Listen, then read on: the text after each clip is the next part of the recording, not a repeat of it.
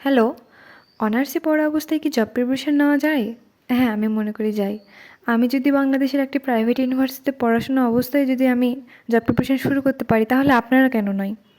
আপনারা হয়তো জানেন প্রাইভেট ভার্সিটিতে কীরকম পরিমাণ চাপ থাকে, সেখানে অনেক কুইজ, অ্যাসাইনমেন্ট এবং অনেক সিটি থাকে।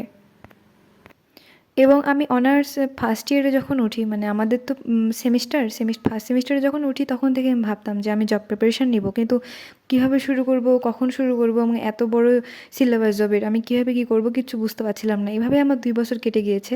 এবার আমি ফিফথ সেমিস্টারে অর্থাৎ থার্ড ইয়ারে উঠে যাব। এবার আমাদের ফাইনাল মানে সেমিস্টার শুরু হলে আর কি।